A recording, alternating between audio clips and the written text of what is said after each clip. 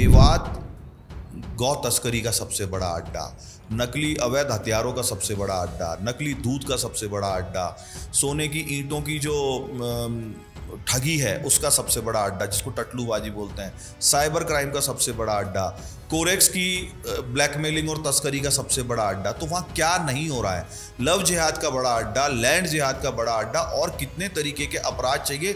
और सबसे ज़्यादा डेंजरस बात, जो कश्मीर में रेडिकलाइजेशन हुआ उससे 10 साल पहले बिहार के, बंगाल के मौलाना इमाम उलेमा सभी सेक्ट के, बरेलवी हों, देवबंदी हों, सलाफी हों, हनफी हों, जितने भी प्रकार के हैं वो वहाँ पहुँच गए थे और उन्होंने रेडिकलाइजेशन को एक सटल तरीके से पेनिट्रेट करके कश्मीर को पूरे को रेडिकलाइज कर दिया। और उसके बाद कितनी बड़ी संख्या में हिंदुओं का नरसंहार हुआ और कितनी बड़ी संख्या में हिंदुओं को कश्मीर वैली छोड़ के आना पड़ा, ये हमारे सामने की बात है। मेवात में इसी पैटर्न पे बड़ी बड़ी मस्जिदें और सारे के सारे मुल्ला मौलाना जितने भी हैं वो बाहर के आकर के रेडिकलाइजेशन का एक पूरा सेटल नेटवर्क चला रहे हैं। इस प्रकार के संगठन का जन्म मेवात में हुआ है। तो आप समझें मेवात के आम मुसलमानों को तबलीगी जमात ने किस तरीके से एक रेडिकलाइज रोबोट में कन्वर्ट करने का काम इतने समय में किया हो। 3000 करोड़ रुपया जिस क्षेत्र की इकोनॉमी में डंप हो रहा है, जहाँ पे पहुँच रहा है, वहाँ पे कोई परिवर्तन तो है ही नहीं। ना तो लोगों के जीवन स्तर में परिवर्तन है, ना नौकरी धंधे लग रहे हैं, ना फैक्ट्रियां लग रही हैं, ना कोई और काम हो रहा है। तो ये पैसा जा कहाँ रहा है? एनआईए इन सारे फंड्स के डिप्लॉयमेंट की जांच करे कि पैसा लग कहाँ रहा है। निश्चित रूप से तबलीगी जमात जैसे रेडिकल संगठनों को मिल रहा होगा, ये देवबंद जैसे रेडिकल संगठनों को मिल रहा होगा, एंटी नेशनल गतिविधियों में, भारत विरोधी गतिविधियों में काम आ रहा होगा, और एंटी काफिर जो क्राइम है उनमें काम आ रहा होगा। रोज लूटा जा रहा है, 300-400 करोड़ रुपए महीने की लूट चल रही है साइबर फ्रॉड में, ऐसा पुलिस के बड़े अधिकारी। मेवात में? हाँ, मेवात में। जामताड़ा से बहुत आगे चला गया है मेवात। तो आप देख रहे हैं डिफेंसिव ऑफेंस। अगर वीडियो पसंद आए तो लाइक जरूर कीजिए, चैनल को सब्सक्राइब कीजिए और बेल आइकन दबाना बिल्कुल मत भूलिएगा। और अगर हमें सपोर्ट करना हो तो डिस्क्रिप्शन और पिंड कमेंट जरूर देखिए। जय हिंद दोस्तों, आप देख रहे हैं डिफेंसिव ऑफेंस और मैं हूं वैभव। आपने कल से मेवात के बारे में बहुत सारी बातें सुनी होंगी और नूह में जो हिंसा हुई है उसके बारे में भी आपने सुना होगा। हालांकि कुछ लोग ये सोचेंगे कि हमको ये वीडियो नहीं करना चाहिए, ये एक लोकल पॉलिटिकल इशू है, लेकिन ये पॉलिटिकल इशू नहीं है। और ये क्यों नहीं है ये आज हम डिस्कस करेंगे जय हुजा जी के साथ। बहुत बहुत स्वागत है जय जी आपका दोबारा। नमस्कार वैभव भाई, आपको और आपके दर्शकों को मेरी ओर से बहुत बहुत अभिनंदन, अभिवादन। आप सब लोग ऐसे ही साथ बनाए रखें वैभव भाई का, डिफेंसिव ऑफेंस का। जी वैभव। जय भाई, आपने 30 साल, तकरीबन 3 दशक जो है मेवात को करीब से देखा है। जी। मेवात क्या है? मेवात को लेकर के एक वो दंत कथा टाइप की बन गई है मेवात, जिसके बारे में लोग उड़ी उड़ी बातें करते हैं, बहुत सारी बातें करते हैं, कंस्पिरेसी थ्योरीज फ्लोट करते हैं। कई बार लगता है कि वो एकदम नो गो जोन है इंडिया के लिए, जो कि दिल्ली से मैच मेरे ख्याल से 50-60 किलोमीटर दूर। हाँ, इतने पे ही चालू हो जाता है। गुड़गांव से आप माने तो 25-30 किलोमीटर बाद मेवात शुरू हो जाता है। और वहाँ पुलिस नहीं जा सकती। बहुत सारे ऐसे ब्लैक जोन हैं जहाँ पुलिस नहीं जाती है, नहीं जा सकती है। तो क्या है मेवात ये एग्जैक्टली? आप चूंकि आपने करीब से देखा है, मैं इस पर कुछ खुद टिप्पणी नहीं करूंगा, आपसे समझना चाहता हूँ। देखिए, मूल रूप से तो जो आज का मेवात रीजन है वो ब्रज का हिस्सा ही है, ब्रज ही था वो। और 1469-70 के आसपास सिकंदर लोदी, जिसको सिकंदर बुत कशिन कहा जाता था, यानी वो सिकंदर सुल्तान जो बुतों को तोड़ता था, उसने एक चिट्ठी लिखी मेवात के हिंदू राजा को कि मैं तुम्हें इस्लाम में दावत देता हूँ, या तो तुम मेरी दावत को स्वीकार कर लो, अगर नहीं करोगे तो फिर तुम पर और तुम्हारी प्रजा पर मैं बहुत बड़ी सेना लेके हमला करूँगा, और उसके बाद जो कुछ भी होगा उसकी जिम्मेदारी सारी की सारी तुम्हारी होगी। बहुत यशस्वी कुलों में, बहुत यशस्वी राज परिवारों में भी कई बार बीच में बड़े कमज़ोर राजा पैदा होते हैं। जैसे उदाहरण के रूप में मेवाड़ में बहुत यशस्वी महाराणा हुए, महाराणा सांगा, जिन्होंने खानवा का युद्ध लड़ा, और उनके बाद में सबको पता है महाराणा उदय सिंह हुए, क्योंकि वो महाराणा प्रताप के पिता थे और महाराणा सांगा के बेटे थे। लेकिन बीच में 2 रतन सिंह और विक्रमादित्य का नाम किसी को याद भी नहीं है। तो उन्होंने कोई ऐसा काम नहीं किया रिमार्केबल कि उनको इतिहास में कोई जगह मिले या याद रखा जाए। ऐसे ही एक राजा हुए बड़े कमज़ोर से, वो उस चिट्ठी से डर गए। उनके सामंतों ने, उनके बाकी जितने भी जनरल्स थे, उनके ब्रिगेडियर्स थे, सब ने बोला कि नहीं हम लड़ेंगे। लेकिन उन्होंने कहा नहीं, मैं एक बार संधि की बात करने दिल्ली जाता हूँ। और वो दिल्ली आए और वो कोई संधि वंधि नहीं करनी थी। उस राजा ने आते ही कलमा पढ़ लिया। कलमा पढ़ करके वहाँ पे जैसे ही सूचना मिली मेवात में उसके राज्य के अधिकारियों को, ब्रिगेडियर्स को, उन्होंने विद्रोह की तैयारी कर ली। तो उसने बहुत बड़ी सेना सिकंदर बुतकशिन से ली, सिकंदर लोदी से, और अपनी प्रजा और अपने राज्य पे हमला कर दिया। और बड़ी संख्या में राजपूत, यादव समाज, जाट समाज और गुजर और मीणा समाज, इन 5 जातियों में बहुत बड़ी तादाद में आम जनता का फोर्स कन्वर्जन किया गया। और जितने उनके रिबेल जनरल्स थे जो हिंदू होने पर गर्व करते थे, उन सबको, अपने जनरल्स को उसने खुद मारा, सिकंदर लोदी की आर्मी लेके। इस तरीके से मेवात में एक मास कन्वर्जन का मूवमेंट चला और ये एरिया मेवात बन गया। तो वो आपने मुझे बताया कि हिस्टोरिकली मेवात का क्या पर्सपेक्टिव है, लेकिन आज जो स्वरूप है मेवात का वो क्या है? देखिए, इसमें ये हमेशा से अंग्रेजों के ज़माने में भी अपराध को लेकर के बहुत सारी सेंशंस मेवात और मेव लोगों पर रही। और एक अंग्रेजों ने कई जातियों को आइडेंटिफाई कर रखा था। जैसे कई जातियां होती हैं, मैं उनका नाम नहीं लेना चाहूँगा, जो प्रोफेशनल क्रिमिनल्स माने जाते थे, उनका ट्रैक रिकॉर्ड ऐसा था। इसी तरीके से जो कन्वर्टेड मुसलमान थे मेव, इनको भी जरायम पेशा जात अंग्रेजों ने घोषित किया हुआ था। तो जब पार्टीशन का टाइम आया तो अलवर महाराज तेज सिंह जी और भरतपुर महाराज साहब ने ये घोषणा कर दी कि भैया पाकिस्तान बन गया तो अब तुम वहाँ चले जाओ। तो भौंडसी के पास में एक गांव में गांधी जी इनसे मिलने के लिए पहुंचे और गांधी जी ने इनको कहा कि मैं केंद्र सरकार से आग्रह करूंगा कि आपको कुछ ना हो और आप अपने घरों पे सुरक्षित रह सको, आपको कहीं जाने की ज़रूरत नहीं है। कुछ लोग चले भी गए थे, कई लोग नहीं भी गए। और दूसरा, गांधी जी ने कहा कि आपके बारे में ये स्पष्ट मत है सभी का कि मेव जाति जो है, मेव समाज जो मुस्लिम है, वो सब जरायम पेशा यानी अपराधी प्रवृत्ति के लोग होते हैं। तो मैं आपको ये कहूँगा, आग्रह करूँगा कि आप अपनी इस प्रवृत्ति को त्याग दें और आप शांति से यहाँ पे रहें। तो ऐसे जो एक पलायन चल रहा था उसको गांधी ने खुद जा कर के रुकवाया। ये उनके संस्मरणों में लिखा हुआ है, दिसंबर 1947 की बात है ये। तो ये मेवात में ये लोग ऐसे कैसे रह गए। तो अब आप पिछले 20, 25, 30 साल का अगर सिनेरियो देखेंगे तो राजस्थान में 1995 में गौ रक्षा, गौ संवर्धन एक्ट आया सबसे पहले। 1993 में हमारे चाचा जी ज्ञानदेव आहूजा जी, जो वहाँ से लगातार मेवात की एक सीट है राजस्थान में रामगढ़, जो हरियाणा के मेवात नूह जिले से लगता हुआ एरिया है हमारा, वहाँ से उन्होंने चुनाव लड़ा था। गौ हत्या एक बड़ी समस्या बनती जा रही थी हमारे यहाँ। तो उन जैसे बहुत सारे 3, 4, 5 लोगों ने, संघ परिवार के लोगों ने भैरव सिंह जी को आग्रह किया और पहला गौ हत्या निरोधक और गौ संवर्धन गौ रक्षा एक्ट पूरे देश का राजस्थान में बना। यानी कि प्रॉब्लम को आइडेंटिफाई किया गया। बार बार पंचायतें होती रही, मेव लीडर्स के साथ में बात होती रही कि आप संरक्षित मत कीजिए, आप एक ऑर्गेनाइज क्राइम करने वाले, संगठित अपराध करने वाले गिरोहों को अपने धर्म या जाति के नाम पे संरक्षण मत दीजिए। ऐसे पुराने समय की बात करें तो एक शब्द चलता है हमारे यहाँ पे जिसको बोलते हैं मेवात में टटलूबाजी। टटलू बोलते हैं सोने की नकली ईंट को, और वो सोने की नकली ईंट बनवाते, फिर किसी को भी रैंडमली कॉल करते कि साहब मैं वहाँ जेसीबी चला रहा था, वहाँ नींव खुद रही थी, जेसीबी में टन की आवाज़ आई, एक घड़ा निकला, घड़े में से सोने की ईंट निकली, हम आपको सोने की ईंट बेच देंगे।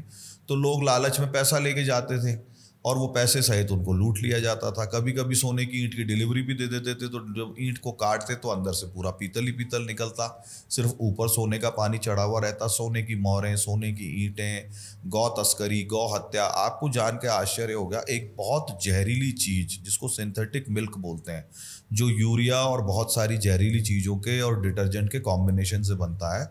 डिटर्जेंट के कारण उसमें मशीन भी फैट की मात्रा को सही नहीं पकड़ पाती, यानी फैट नज़र आता है उसके अंदर। जो नॉर्मल गाय भैंस के दूध में भी फैट टेस्टिंग होती है कि इसमें क्रीम कितना बनेगा, वो ऐसा बनाते हैं मेवात में, और वो फिर आगरा के चिलर प्लांट्स में जाता है। उससे बना हुआ पाउडर या उससे बने हुए प्रोडक्ट, मिल्क पाउडर वगैरह, वो इतने जहरीले होते हैं कि वो आपके लिवर और किडनी को परमानेंट ख़राब कर सकते हैं। मेरी तो ये आदत है, क्योंकि दिल्ली में बहुत बड़ी सप्लाई है, तो मेरी आदत है मैं दिल्ली में कभी भी पनीर और इस तरीके की चीज़ें नहीं खाता हूँ कि क्या पता ये सिंथेटिक दूध की बनी हुई हो। तो इतना ज़बरदस्त नेक्सस वहाँ पे काम करता है। और अवैध हथियारों का वहाँ बड़ी मात्रा में चलन है, घर घर में अवैध हथियार मिलना, तमंचे, कट्टे, 6 राउंड रिवॉल्वर, ये सब मिलना बहुत आम बात है। अभी एक नया चलन चला है जिसको साइबर क्राइम बोलते हैं, जिसको साइबर टटलूबाजी बोलते हैं। सेक्सटॉर्शन की बहुत घटनाएं होती हैं। हमारे यहाँ पे रामगढ़ के पास में एक गांव है पिपरौली, वहाँ से अभी 42 लोगों को अपना हैदराबाद पुलिस ने गिरफ्तार किया। उड़ीसा में एक आदमी को वीडियो कॉल किया, उसने वीडियो कॉल उठा लिया, वीडियो कॉल उठा करके उसकी स्क्रीन रिकॉर्डिंग करके उसको एडिट करके उसमें कोई नेक्ड वीडियो, पॉर्न वीडियो लगा दिया और उसको ये कहा कि तुमने पॉर्न तरीके से बात करी है और तुम्हारे सारे रिश्तेदारों को हम ये वीडियो भेजने वाले हैं और अगर तुमने हमारी बात नहीं मानी तो हम तुम्हें बर्बाद कर देंगे। फिर वो लोग क्या करते हैं, पुलिस के किसी अधिकारी का नाम लिख के डीपी लगा के भी फ़ोन करते हैं, तो व्यक्ति को लगता है पुलिस भी इन्वॉल्व हो गई है। तो अभी रिसेंटली कल मैं दिल्ली में एक हमारे मित्र हैं, उनसे मिलने के लिए बैठा था, तो उनके बिल्कुल सामने वाले पड़ोसी 72 साल के अंकल के साथ में भी यही हुआ। हमने कल उन अंकल को समझाया कि अंकल कुछ नहीं होगा, आप रिपोर्ट दर्ज कराओ और 1 रुपया भी देने की जरूरत नहीं, पर वो 2 लाख रुपए दे चुके थे। उड़ीसा के एक आदमी ने 35 लाख रुपए दे दिए। उसके बाद भी उसको इतना टॉर्चर किया कि उसने आत्महत्या कर ली, जिसमें 42 लड़के गिरफ्तार हुए हैं पिपरौली से। तो ये घटनाएं बड़ी आम हैं। आपका OTP ले लेना, आपके अकाउंट से पैसे निकाल लेना। अभी मैं कुछ दिन पहले नूहू पुलिस के किसी बड़े अधिकारी से किसी एक मामले में मिलने गया था। हमारे यहाँ के एक साथी कार्यकर्ता हैं, उनका एक पारिवारिक विवाद का मामला था। तो मैंने उनसे बात करी जनरली कि साहब आपको क्या लग रहा है कैसे, और मैंने उनको बधाई दी। अब से 2 महीने पहले नूहू पुलिस ने 5000 पुलिसकर्मियों के साथ एक ओवरनाइट रेड कंडक्ट की वैभव जी, जिसमें 600 साइबर क्रिमिनल को एक रात में पुलिस ने उठाया। आप सोचें कितनी बड़ा नेक्सस काम कर रहा है। और मैंने उनको कहा कि आपका क्या आकलन है, तो उन अधिकारी ने मुझे बताया कि मैं आपको अनऑफिशियली बता रहा हूँ कि राजस्थान और हरियाणा के मेवात में प्रतिदिन 10 करोड़ रुपए के लगभग पैसा लैंड करता है साइबर क्राइम का। यानी हमारे देश की इकोनॉमी और हमारे देश के लेमैन को, नॉर्मल साधारण व्यक्ति को, साधारण नागरिक को रोज लूटा जा रहा है। 300-400 करोड़ रुपए महीने की लूट चल रही है साइबर फ्रॉड में। ऐसा पुलिस के बड़े अधिकारी मेवात में, हाँ मेवात में, जामताड़ा से बहुत आगे चला गया है मेवात। वैभव भाई, मैं एक बहुत महत्वपूर्ण बात आपको बताना चाहूँगा, जनरली लोग उसके बारे में चर्चा नहीं करते हैं। मौलाना साद के बारे में हमारे देश में कोविड के टाइम में सबने सुना। तबलीगी जमात के चीफ हैं अमीर। अमीर एक अरेबिक टर्मिनोलॉजी है जहाँ पे खलीफा के नीचे, जैसे तालिबान के अमीर, हाँ, खलीफा के नीचे छोटे राजाओं को अमीर कहा जाता था। तो मौलाना साद के जो दादाजी थे, 1926 में मौलाना कंदलावी ने ये तबलीगी जमात की नींव रखी मेवात में, जिस मेवात में ये सब चल रहा है। और तबलीगी जमात की नींव रखने के बाद में उन्होंने खुद को उसका अमीर डिक्लेयर किया और अपनी उन्होंने एक शूरा बनाई। जो शूरा, आपके चैनल पे अलग अलग वक्ता आते हैं, बहुत सारे रिसर्चर आते हैं, बहुत सारे स्पीकर्स आते हैं जो कभी तालिबान शूरा, मतलब तालिबान से जुड़े हुए पेशावर शूरा की बात करते हैं, क्वेटा शूरा की बात करते हैं, जो अब तालिबान के शासन आने के बाद कंधार शूरा और काबुल शूरा कहलाई जाती है, यानी वर्किंग कमेटी। तो उसने अपने आप को अमीर डिक्लेयर किया और अपनी टीम को, अपनी एग्जीक्यूटिव को उसने शूरा डिक्लेयर किया। और उसने ये कहा कि जो मुसलमान कन्वर्ट होके मुसलमान बन चुके अलग अलग समय पे, वो अभी भी हिंदू रीति रिवाजों को अपना रहे हैं।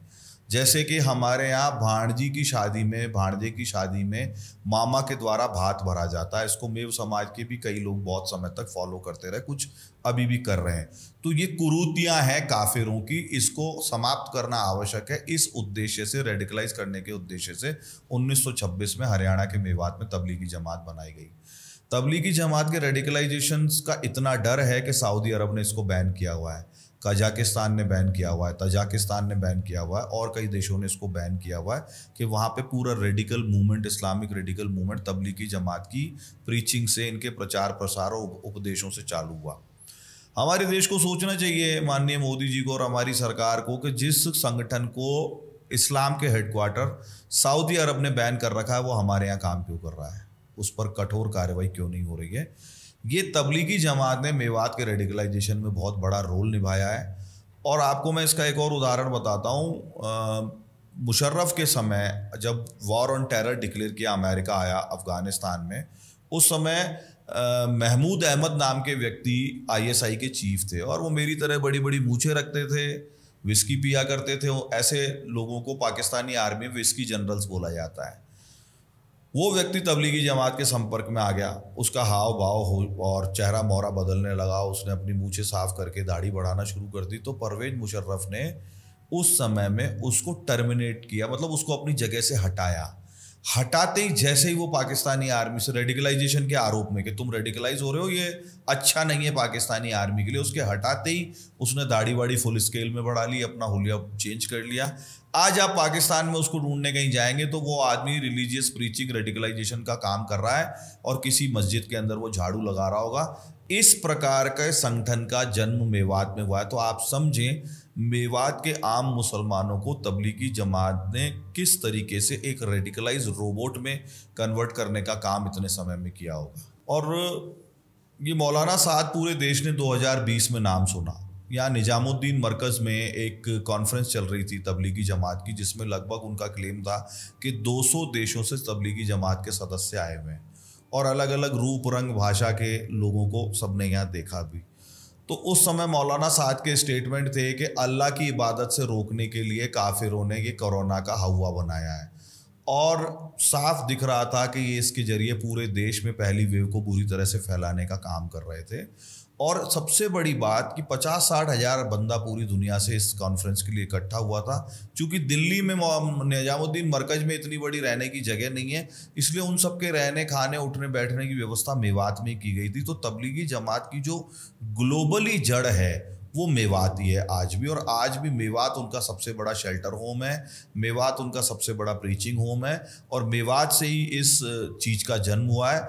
और इसको अलग अलग देशों ने तो बैन कर दिया, पर हमारी सरकार अब तक इसको बैन नहीं कर रही है। बड़ी सोचने वाली बात है। वैभव भाई, जैसे कि मैंने आपको पहले जानकारी दी थी कि पुलिस के अधिकारियों का ये मानना है 10 करोड़ रुपए रोज मेवात में साइबर क्राइम का आ रहा है। तो ऐसे अगर इसको रेंडमली पकड़े तो ये साल का 3,500 करोड़ के आसपास का कोई फिगर होता है। आप इसको 3,000 करोड़ मान लीजिए। 3,000 करोड़ रुपया जिस क्षेत्र की इकोनॉमी में डंप हो रहा है, जहाँ पे पहुँच रहा है, वहाँ पे कोई परिवर्तन तो है ही नहीं। ना तो लोगों के जीवन स्तर में परिवर्तन है, ना नौकरी धंधे लग रहे हैं, ना फैक्ट्रियाँ लग रही हैं, ना कोई और काम हो रहा है। तो ये पैसा जा कहाँ रहा है? मैं निश्चित रूप से भारत सरकार को ये आग्रह करके दावे के साथ कहना चाहूँगा कि NIA इन सारे फंड्स के डिप्लॉयमेंट की जांच करे कि पैसा लग कहाँ रहा है। निश्चित रूप से तबलीगी जमात जैसे रेडिकल संगठनों को मिल रहा होगा, ये देवबंद जैसे रेडिकल संगठनों को मिल रहा होगा, एंटी नेशनल गतिविधियों में, भारत विरोधी गतिविधियों में काम आ रहा होगा, और एंटी काफिर जो क्राइम है उनमें काम आ रहा होगा। ये सारा का सारा पैसा हमारे देश और हमारी व्यवस्था को नष्ट करने के लिए अधिकतम रूप से काम आ रहा होगा। इस पर भी सरकार को गंभीरता से विचार करना चाहिए और इसकी गंभीर जांच होनी चाहिए। वही तबलीगी जमात को किर्गिस्तान, कजाकिस्तान, उज्बेकिस्तान सहित कई देशों ने बैन किया हुआ है। प्रिंस मोहम्मद बिन सलमान जब गद्दी पर बैठे अभी, तो उन्होंने आते ही जो पहला आदेश पारित किया वो तबलीगी जमात के सभी खातों को फ्रीज कर दिया और उनके सभी आउटफिट्स को बैन कर दिया। साथ ही जितने भी सऊदी लोकल उनके दानदाता थे जो जकात के नाम पे डोनर उनको पैसा दे रहे थे, उन सबको बुला के एक मीटिंग करके कहा कि ये बहुत एक्सट्रीम रेडिकल ऑर्गेनाइजेशन है। यदि आपने एक भी डॉलर या एक भी दरहम इनको दी तो मैं आपके विरुद्ध कार्रवाई करूंगा और आप लोगों को भी जेल में डाल दूंगा। न सिर्फ तबलीगी जमात बल्कि तबलीगी से जुड़े हुए PFI जैसे संगठनों के लिए भी मोहम्मद बिन सलमान का यही रुख था। इसके बाद में अमेरिका में बड़ा हो हल्ला हुआ और मोहम्मद बिन सलमान को डेविल बताया गया, राक्षस बताया गया कि वो धार्मिक गतिविधि करने वाली संस्था को बैन कर रहा है। ये सब क्यों हो रहा है? क्योंकि बनाई भले ही मौलाना कंदलावी ने हो, लेकिन आज ये प्रोजेक्ट तबलीगी जमात जो है इसको पूरा सपोर्ट USA का है। भारत के पूरे तंत्र को और दुनिया के किसी भी तंत्र को हिलाना हो तो उसको दुरुपयोग करके उन देशों की सरकारों को और वहाँ की व्यवस्थाओं को चकनाचूर किया जा सके, उनको अपने कंट्रोल में रखा जा सके, ऐसा अमेरिका का मंतव्य इससे साफ लगता है। तो जब मोहम्मद बिन सलमान सऊदी के क्राउन प्रिंस ये काम कर सकते हैं अपने देश को सुरक्षित रखने के लिए, अपनी आबादी को सुरक्षित रखने के लिए, तो हमारी सरकार को ये करने में क्या दिक्कत है? आपके पास इतना बड़ा उदाहरण है। हमारी सरकार को भी NIA को लगा करके सख्त से सख्त एक्शन लेना चाहिए और PFI की तरह तबलीगी जमात के सभी ऑपरेशंस को भारत में बैन करना चाहिए और इनका जो रेडिकलाइजेशन का प्रोसेस है उस पर रोक लगानी चाहिए। दर्शकों को एक मन में शंका आएगी कि अमेरिका ने तो इतने बड़े बड़े युद्ध लड़े हैं जिसमें मुस्लिम देशों के विरुद्ध लड़े हैं, चाहे उसमें इराक हो, सीरिया हो, अफगानिस्तान हो, लीबिया हो, तो अमेरिका ऐसा क्यों करेगा? तो देखिए, हमको ये भी याद रखना चाहिए कि तालिबान को बनाने वाला या वो जितना भी मूवमेंट खड़ा किया गया पहले रशिया के विरुद्ध अफगानिस्तान को कंट्रोल करने के लिए, उसकी सारी फंडिंग, मदरसों की फंडिंग, हथियार, पैसा सब अमेरिका ने दिया, क्योंकि उस समय तालिबानी माइंडसेट और तालिबान का क्रिएशन अमेरिका को सूट करता था।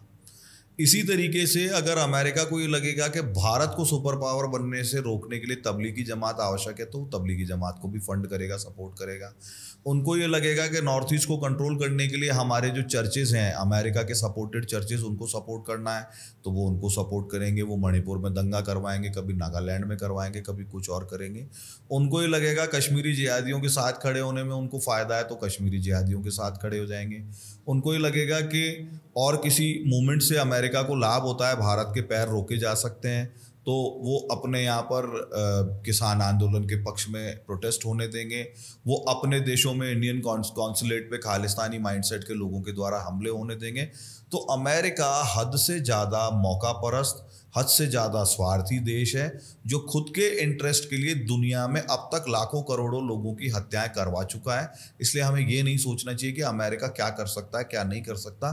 खुद के स्वार्थ के लिए अमेरिका किसी भी स्तर तक जा सकता है। इसके प्रमाण हमारी आंखों के सामने स्पष्ट मौजूद है। मेवात में क्या ये भी एक हकीकत है कि मेवात में कुछ ऐसे एरियाज हैं जहाँ पे पुलिस नहीं जा सकती, और पुलिस अगर चली गई तो पुलिस के ऊपर वहाँ हमले होते हैं? मैं आपको बताता हूँ वैभव भाई, 2008 में एक बहुत सीनियर ऑफिसर पुलिस के, राजस्थान पुलिस के, उनको अलवर का एसपी बनाया गया, अलवर ज़िले का। और वो आ रहे थे, चूँकि हमारा उनसे पारिवारिक बहुत अच्छा नाता था, तो मैं उनको रिसीव करने के लिए भिवाड़ी बॉर्डर पे चला गया। मैं उनसे मिला, नमस्कार हुई और हम साथ में अलवर तक आए। वो सीबीआई से अपना डेपुटेशन पूरा करके राजस्थान काडर में लौटे थे। लौटते ही उनको अलवर का एसपी बनाया गया। तो रास्ते में मेरी उनसे बात हुई, तो उन्होंने कहा मेरे पास एक केस था, मल्टीपल ट्रक्स की मिसिंग का। मॉडस ऑपरेंडी एक ही था कि ट्रक के खलासी जो हेल्पर होता है उसको और ट्रक के ड्राइवर को जान से मार के जंगल में कहीं दफना दो, जिससे उसकी लाश भी ना मिले, और पूरा ट्रक लेके गायब कर दो। ऐसे इनका कैचमेंट एरिया, उन पुलिस अधिकारी ने मुझे बताया, जम्मू से लेके अहमदाबाद तक है। और ये सारे ट्रक अंत पंत मेवात में आके कटते हैं। इनका माल मेवात से डिस्पर्स होता है। मैंने खुद आर्बिट्रेशन और नेगोशिएशन करके कई दिल्ली के हमारे परिचितों को धमका के इनको गाड़ियाँ वापस दिलवाई हैं। तो ये हुआ कि पहले 5 लाख लेंगे, फिर ये करेंगे, फिर वो करेंगे। अब दिक्कत ये आती है वैभव भाई कि गाड़ी तो खड़ी है हरियाणा के मेवात में छुपा करके जंगलों में, और नेगोशिएशन कर रहा है राजस्थान के अंदर चोरगढ़ी में बैठा हुआ मेवों का खूंटेल। तो हम कहते थे कि यार कार्रवाई कराएंगे, तो लोग कहते थे भाई साहब दिल्ली पुलिस कोई कार्रवाई करनी होती तो हम आपके पास क्यों आते, दिल्ली पुलिस तो कुछ नहीं करेगी, हम बर्बाद हो जाएंगे, हमारी इतना बड़ा अगर असेट चली गई तो हम तो अभी उसकी किस्तें भी नहीं चुकाई, आप हमें वापस दिला दो। ऐसी परिस्थिति में हमको बीच में पड़ के नेगोशिएट करा के, और ये होता था कि साहब आने जाने का खर्चा तो दिलाओ, 5 लाख मत दिलाओ, चलो 50,000 तो दिला दो, लड़के ट्रक चोरी करने गए थे, आने जाने का भाड़ा और हमारे डीजल पेट्रोल के पैसे तो दिलाओ। इस तरीके से वहाँ पे होता है। और ऐसे गांव में पुलिस नहीं जा सकती, हम जा सकते हैं, क्योंकि हमारा वहाँ पे दबदबा है। लव जिहाद में गई हुई लड़कियाँ राजस्थान से, एक ठाकर साहब होते थे सूरजपाल सिंह जी, जिनके बेटे संजय भैया अभी सोहना से एमएलए हैं, संजय जी चौहान। वो ये मैनेज करते थे कि राजस्थान से कोई बच्ची अगर लव जिहाद में इनके द्वारा ले जाए गए और हरियाणा के किसी गांव में छुपाई हुई है, तो वो हमारी मदद करते थे, और हम राजस्थान पुलिस को हेल्प करके, पुलिस की 2 गाड़ियां तो 20 गाड़ियां हमारी। ऐसे ही ठाकुर साहब का फ़ोन आता था, आहूजा जी हमारे यहाँ की 2 बच्चियाँ चली गई हैं, खबर मिली है आपके एरिया के फला गाँव में, तो वहाँ पे हम इन लोगों की हेल्प करते थे। इस तरीके से हमने बच्चियों को बचाया है। ये बहुत लंबी दास्तां है मतलब। तो वहाँ लव जिहाद एक सेटल फार्मूले से चलता है, वहाँ लैंड जिहाद एक सेटल फार्मूले से चलता है। जैसे हमारी कॉन्स्टिट्यूंसी में आपको मैं कभी बड़ी विचित्र घटना बताता हूँ। पार्टीशन के बाद देश बदल गया, नक्शा ही बदल गया। पार्टीशन से पहले का रेवेन्यू रिकॉर्ड निकाल करके ऐसी जगह पे कब्रिस्तान बनाया जा रहा है प्रशासन के द्वारा जहाँ शीतला माता का मंदिर है, और जिस गांव में एक भी मुस्लिम घर नहीं है। वहाँ से मिनिमम दूरी मुसलमानों के घर की 3 किलोमीटर है। तो भाई तुम 3 किलोमीटर दूर लाके 1920 का रिकॉर्ड निकाल के शीतला माता के मंदिर के प्रांगण में कब्र क्यों दफनाना चाहते हो? ये लैंड जिहाद का फॉर्मूला है। पार्टीशन के बाद हमारे पंजाबी पंडित ब्राह्मण समाज के लोग आके एक गांव में बसे जिसका नाम है न्याणा।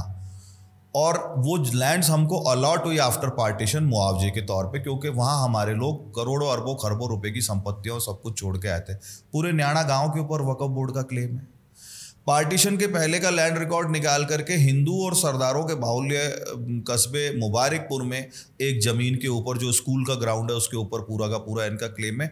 यानी आप लैंड जिहाद की पराकाष्ठा देखो कि मेव एमएलए मेव जनप्रतिनिधि पार्टीशन से पहले के रिकॉर्ड को आज लेजिटिमेट करके हिंदुओं के स्कूलों की ज़मीन छीनना चाहते हैं। ऐसी परिस्थिति एक और गाँव है वहाँ पर हो रही है। तो जगह जगह पर, गंदी का गांव है गोविंदगढ़ के पास में, तो पूरे मेवात में, गोपालगढ़ में, कामा में, सीकरी में, नगर में, क्योंकि 3 तो एमएलए जीते हुए हैं, एक कैबिनेट मंत्री है और एक चौथे व्यक्ति जो चुनाव नहीं लड़े, हमारे यहाँ के स्थानीय एमएलए श्रीमती सफिया जुबैर के पति हैं जुबैर खान, जो प्रियंका गांधी के राइट हैंड है और आपके उत्तर प्रदेश के सह प्रभारी रहे, उनको मंत्री का दर्जा दे रखा है मेवात विकास बोर्ड में।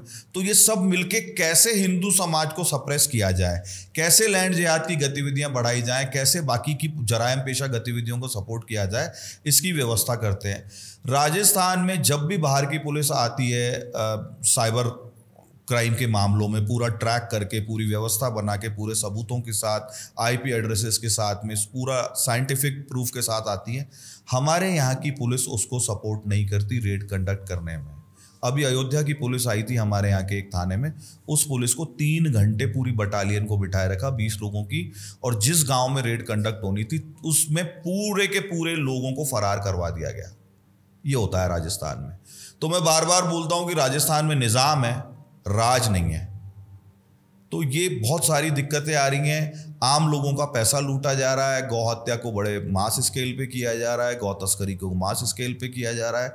और अपीसमेंट की पराकाष्ठा बताता हूँ आपको।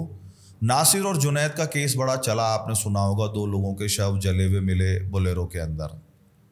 हम ये कहते हैं जिन्होंने अपराध किया उनको सजा दी जाए, लेकिन उन्होंने जो टारगेटेड तरीके से ऐसे नाम लिखवाए जिनका बड़ा नाम है, चाहे फिर उसमें मोनू मानेसर हो या श्रीकांत पंडित हो या अनिल मुल्तान हो, हमने कहा जांच के बाद आप अरेस्ट कीजिए।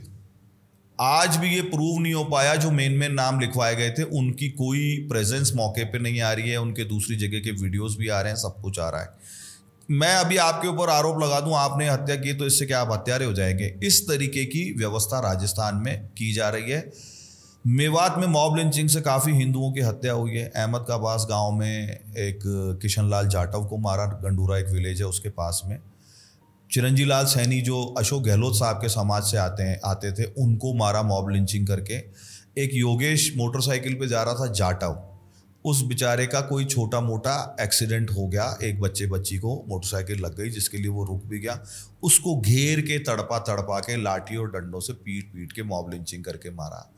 सरकार एक भी हिंदू के घर पे इस तरीके की हत्या के केस में कोई रियायत देने नहीं पहुंचती है। पर अशोक गहलोत खुद, जो पूरा गांव घाटमी का गौ तस्करी के हजारों केसेस में नामजद है, हर दूसरा व्यक्ति के ऊपर गौ तस्करी का केस है। नासिर हिस्ट्री शीटर था गौ तस्करी के मामलों में, और जुनैद के ऊपर भी मल्टीपल मामले दर्ज थे और दोनों वांटेड थे। ऐसे लोगों के घर पे सरकार जाती है।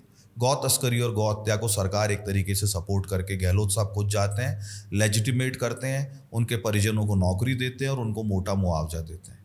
अरे लॉ ऑफ लैंड को काम करने दो ना। आप 302 की जांच करो और 302 में अधिक से अधिक आपको जो उनके साथ करना है करो। हम जैसे लोग उनकी लीगल बैटल लड़ेंगे, हम कानून सम्मत तरीके से लड़ेंगे। पर आप तो पहले ही दिन गौ तस्करों के पूरे गांव को लेजिटिमेट कराए। ये अंतर है। तभी मैं बार बार बोलता हूं हमारे यहाँ निज़ाम है, हमारे यहाँ राज नहीं है। और मेवात गौ तस्करी का सबसे बड़ा अड्डा, नकली अवैध हथियारों का सबसे बड़ा अड्डा, नकली दूध का सबसे बड़ा अड्डा, सोने की ईंटों की जो ठगी है उसका सबसे बड़ा अड्डा जिसको टटलूबाजी बोलते हैं, साइबर क्राइम का सबसे बड़ा अड्डा, कोरेक्स की ब्लैकमेलिंग और तस्करी का सबसे बड़ा अड्डा। तो वहाँ क्या नहीं हो रहा है? लव जिहाद का बड़ा अड्डा, लैंड जिहाद का बड़ा अड्डा, और कितने तरीके के अपराध चाहिए। और सबसे ज़्यादा डेंजरस बात, जो कश्मीर में रेडिकलाइजेशन हुआ उससे 10 साल पहले बिहार के, बंगाल के मौलाना उमाम उलेमा सभी सेक्ट के, बरेलवी हों, देवबंदी हों, सलाफी हों, हनफी हों, जितने भी प्रकार के हैं वो वहाँ पहुँच गए थे और उन्होंने रेडिकलाइजेशन को एक सटल तरीके से पेनिट्रेट करके कश्मीर को पूरे को रेडिकलाइज कर दिया, और उसके बाद कितनी बड़ी संख्या में हिंदुओं का नरसंहार हुआ और कितनी बड़ी संख्या में हिंदुओं को कश्मीर वैली छोड़ के आना पड़ा, ये हमारे सामने की बात है। मेवात में इसी पैटर्न पे बड़ी बड़ी मस्जिदें और सारे के सारे मुल्ला मौलाना जितने भी हैं वो बाहर के आकर के रेडिकलाइजेशन का एक पूरा सेटल नेटवर्क चला रहे हैं।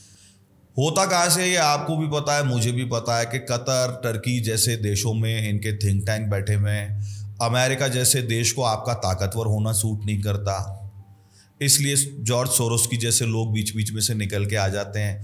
अमेरिका में दुनिया के सर्वाधिक रेप होते हैं, जबकि अमेरिका हमारे से चौथे पांचवें मतलब 4 गुना कम 5 गुना कम आबादी वाला देश है। वहाँ अपने रेप्स के बारे में अमेरिका बात नहीं करता, अपनी वाइट सुपरमेसी के बारे में अमेरिका बात नहीं करता। लेकिन आपके यहाँ जो हिंदू मूवमेंट खड़ा हो रहा है, जो पिछले 100 साल से धीमी गति से चलता चलता चलता चलता, अब जब हम थक गए, हम परेशान हो गए, माइनॉरिटी अपीसमेंट के नाम पे आपने धकेलते धकेलते हमको दीवार के लगा दिया और हम मजबूरी में रिटेलिएट करना सीख गए, हम एकजुट होकर वोट देना सीख गए, तब आपको पूरी दुनिया में हिंदुत्व के विरुद्ध प्रोपेगेंडा चलाना है। तो ये सब बातें बड़ी गंभीर हैं। कोई भी अमेरिका जैसा देश जो सेटल्ड देश है, जो बहुत मजबूत देश है, वो कभी नहीं चाहेगा कि भारत एक विश्व शक्ति बन के उभरे। इसलिए बिना कारण आपके यहाँ पे तरह तरह के आंदोलन होते हैं। उन आंदोलनों के बाद में नई नई प्रकार की घटनाएं होती हैं। किस प्रकार से किसान आंदोलन में किसी भी वार्ता को सफल नहीं होने दिया गया, जबकि सरकार हर प्रकार से बात करने के लिए तैयार थी। किसान आंदोलन खत्म होते ही कोई अचानक से श्रीमान अमृतपाल सिंह आ जाते हैं और एक नई कहानी चालू हो जाती है। पूरी दुनिया में खालिस्तान के नाम पे इंडियन कॉन्सुलेट के ऊपर हमले हो रहे हैं। तो ये समझने वाली बात है। कभी आपके यहाँ मणिपुर आ जाता है। मैतेई समाज को बिफोर पार्टीशन हमेशा से आरक्षण प्राप्त था। मैतेई समाज के अधिकार को मानते हुए वहाँ के हाई कोर्ट ने आदेश पारित किया। जो कुकी लोग, जो ट्राइब्स हैं, वो भी चलो आज भारत में हम उनको भी भारतीय मानते हैं, पर वो लोग क्रिश्चियन बन चुके। जो कुकी लोग बर्मा में सर्वाधिक रहते हैं और वो ये खुद मानते हैं कि बर्मा के इलाकों से माइग्रेट होके कभी तो भी पिछले 10, 20, 50, 100 साल में हम यहाँ आके बसे हैं, जो खुद मानते हैं हम मणिपुर के मूल निवासी नहीं हैं, हम मिजोरम के मूल निवासी नहीं हैं, उनके साथ में जो एक घटना एक महिला के साथ में होती है, वो बहुत हृदय विदारक घटना है। कोई भी सभ्य समाज का व्यक्ति उसको सपोर्ट नहीं करेगा। मैं भी उस घटना के घनघोर विरुद्ध हूँ, लेकिन मैं वामपंथी मीडिया से और जितने भी इनके समर्थक हैं, कांग्रेसी, वामपंथी और इस्लामिस्ट, उनसे ये पूछना चाहूँगा कि भाई तुमको मणिपुर की तो एक घटना दिख गई जिसके ऊपर प्रधानमंत्री ने भी उत्तर दिया, जिसके ऊपर कठोर कार्रवाई भी हुई। तुमको राजस्थान में हो रहे सर्वाधिक रेप नहीं दिखते? तुमको बंगाल में बहन बेटियों की चुनाव के दौरान साड़ी खींच करके नग्न घुमाया जा रहा है, इस पे ह्यूमन राइट वायलेट नहीं हो रहे? केरल में किस प्रकार से पूरा नेक्सस इस्लामिस्टों का काम कर रहा है और वहाँ पे आए दिन घटनाएं हो रही हैं, हत्याएं हो रही हैं, तुमको वो नहीं दिख रहा? तुमको कर्नाटक में होने वाली घटनाएं नहीं दिख रही? तुमको कश्मीर में होने वाली घटनाएं नहीं दिख रही? तो ये जो हिपोक्रेसी है, ये हिपोक्रेसी एजेंडा बेस्ड है। और चर्च का इस पूरी घटना में, मणिपुर वाले क्षेत्र में चर्च का बहुत बड़ा इसमें रोल है, ये हमको साफ दिख रहा है। अमेरिका से जुड़ा हुआ चर्च है, तो जो अमेरिका बोलेगा वो करेगा। तो ये सारी बातें समझने की हैं कि अमेरिका की जो राइट विंग मीडिया है, जिसमें सबसे ज़्यादा जो लीडिंग फिगर है वो ब्राइटबार्ट है। ब्राइटबार्ट सबसे बड़ा राइट विंग मीडिया है। उसने मणिपुर के ऊपर आज से 10 दिन पहले उसने न्यूज़ पब्लिश की और उसने दिखाया कि किस हिसाब से हज़ारों की तादाद में चर्चें जला दिए गए और हज़ारों की तादाद में जो है क्रिश्चियंस को मारा गया है। हज़ारों की, लाखों की तादाद में क्रिश्चियंस जो है वो छोड़ के, मणिपुर की इतनी आबादी नहीं है जितनी बड़ी त्रासदी उसको बना दिया गया। देखिए, इससे बड़ा झूठ क्या हो सकता है? आप किसी भी वहाँ के प्रज्ञावान व्यक्ति से, एडमिनिस्ट्रेशन से, एक्टिविस्ट से बात करेंगे तो कहेगा कि हिंदू मैतेई ही घर छोड़ करके पलायन कर रहे हैं, किसी क्रिश्चियन ने घर का 20,000 मैतेई तो सिर्फ जो रिकॉर्ड पे है वो सिर्फ मिजोरम से भाग के यहाँ है। हाँ। तो मैतेई लोगों के ऊपर घनघोर अत्याचार हो रहा है, इसमें कोई दो राय नहीं है। पूरा नैरेटिव वो कैप्चर करते हैं। हमारी प्रॉब्लम ये कि हम अपने नैरेटिव पे ठीक से बात नहीं कर पाते और हमारी सरकार भी अपने नैरेटिव को लोगों तक पहुंचाने में बहुत बार विफल रहती है, ऐसा मुझे लगता है। मैं उन अमेरिकन राइट विंगर से पूछना चाहूँगा कि जिस पाकिस्तान में 3 से 4 माइनॉरिटी की बच्चियां रोज उठती हैं, उस पाकिस्तान का माइनॉरिटी को भारत में आने का अधिकार 1950 का नेहरू लियाकत पैक्ट देता है और उनको अनिवार्य शरण मिले इसका अधिकार भी नेहरू लियाकत पैक्ट देता है। उनको अर्ली सिटीजनशिप मिले इसका अधिकार 1955 का नागरिकता एक्ट देता है। उसमें पुराने कानून में छोटे मोटे रद्दोबदल करने से, ये हमारे देश का आंतरिक डेमोक्रेटिक मामला था। हमको जो करना था हम आपस में करते हैं। पहले हमारे निचले सदन ने पास किया, लोकसभा ने, फिर हमारे ऊपर के सदन राज्यसभा ने पास किया, फिर हमारे लोकतांत्रिक रूप से चुने हुए माननीय राष्ट्रपति जी ने उस पर मोहर लगाई, उसको सैंक्शन किया, उसको मंजूर किया। मुझे समझ में नहीं आता अमेरिका का क्या लेना देना हमारे देश की बारे में। 8 सिटी काउंसिल्स अमेरिका के, वहाँ के 8 नगर निगम हमारे सिटीजनशिप अमेंडमेंट एक्ट के विरुद्ध प्रस्ताव पास करते हैं। कौन हो भाई तुम? तुम्हारा लेना देना क्या है? और इतनी हिम्मत क्यों हो जाती है कि ये हिंदुओं के विरुद्ध इस प्रकार के कानूनों को पास कर देते हैं? मैं अमेरिका में रहने वाले जो हमारे एनआरआई बंधु हैं, बहनें हैं, उनको कहना चाहूँगा कि भाई सवाल तो पूछो डेमोक्रेट से, सवाल तो पूछो तुम ये जो दूसरे वाले हैं रिपब्लिकन्स वाले, इनसे पूछो तो सही भाई हमारे देश में तुम क्यों उंगली कर रहे हो? तुम्हारा क्या लेना देना है? तुम अपने रेप तो रोक लो, तुम अपनी गरीबी तो रोक लो, तुम हमसे कई गुना ज्यादा कर्जा लेके बैठे हो, अपनी इकोनॉमी को तो सुधार लो, अपने लोगों को तो खाना खाने लायक बना दो। तुम्हारे यहाँ पे सर्वाधिक परिवार टूट रहे हैं, तुम्हारे यहाँ पे सर्वाधिक लोग साइको केस बन रहे हैं, पागल हुए जा रहे हैं, सड़कों पे पागलों की तरह घूम रहे, तुम्हारा देश खत्म हो रहा है यार। तुम भारत को क्यों इतना डिस्टर्ब कर रहे हो? और भारत के अंदर लीगल तरीके से, संवैधानिक तरीके से पास हुए विधेयक को चैलेंज करने वाले तुम कौन हो भाई? ये हमारे एनआरआई समुदाय को पूछना चाहिए इन राक्षसों से कि तुम्हारा क्या लेना देना है।